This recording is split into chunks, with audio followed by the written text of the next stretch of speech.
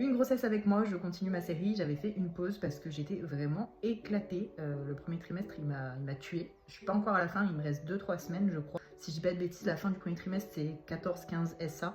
Suivant les sites, j'ai pas la même réponse. Mais bref, je vais être à 12 SA là, à la fin de la semaine. Donc je suis quasiment à la fin. Et du coup, je voulais vous partager un peu comment j'ai vécu ce premier trimestre pour l'instant. Déjà par rapport à ma première grossesse, ça n'a rien à voir. Ma première grossesse, j'étais quand même fatiguée, mais j'avais pas du tout tout sympa. Parce que déjà, je travaillais et je me souviens pas avoir galéré au travail. Alors que si là, j'avais dû travailler comme je travaillais avant dans les bureaux et tout, je pense que j'aurais pas réussi en fait. Enfin, je sais pas, je me serais soit endormie sur ma chaise, soit j'aurais passé ma journée à faire des allers-retours aux toilettes, donc ça aurait pas été possible, quoi, clairement. Donc là, pour cette grossesse-là, j'ai vraiment eu des symptômes, mais dès le lendemain de mon transfert. Alors je sais que c'est aussi dû à la progestérone, parce que du coup on a de la progestérone quand on est en PMA du coup après les transferts, enfin ça commence un peu avant.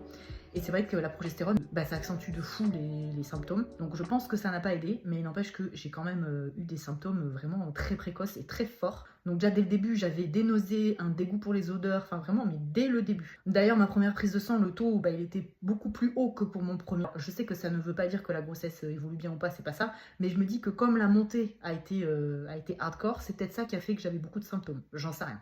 Enfin, les nausées, vraiment, c'est toute la journée. Ça me flingue en fait. Carrément, ça me donne des vertiges. Alors, je ne vomis pas. Je sais qu'il y a des femmes qui vomissent toute la journée et ça doit vraiment être horrible.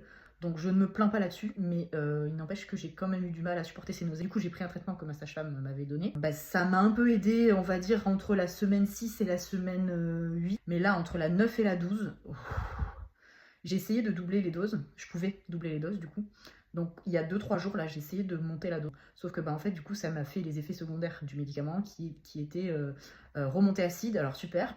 Grosse fatigue, vertige, vraiment j'étais shootée, j'arrivais à peine à me lever quoi. Donc du coup pas bon. Donc là j'ai rebaissé la dose. Et j'ai l'impression qu'aujourd'hui ça va un peu mieux. Donc voilà, encore une fois, je me plains pas de mes symptômes. Je sais que pour la plupart de celles qui sont sur mon compte, vous m'avez connue par rapport à la PMA. Et je sais que j'ai des commentaires des fois qui me disent ah mais nous on aimerait bien être dans ton cas, avoir tes symptômes et être enceinte. Je le comprends totalement et je l'entends, mais vraiment je vous le souhaite quand même pas. Et donc je vous souhaite que vous tombiez enceinte, mais pas que vous ayez des symptômes forts comme ça. Et encore une fois, je ne suis pas la pire, mais bon, voilà, le but c'est quand même de documenter un peu. Et je trouve que vraiment ce premier trimestre, comme il est passé sous silence, que on nous conseille de pas le dire parce qu'on peut perdre notre bébé, etc. Machin, ça fait que du coup on doit vraiment souffrir en silence. Alors moi c'est pas mon cas, mais je sais que vous êtes beaucoup dans le cas à devoir quand même aller travailler, etc. Se cacher de la famille, etc. Et franchement c'est très très compliqué. Je vous envoie tout mon soutien si vous êtes en plein dedans et que vous devez le cacher. Donc force à vous.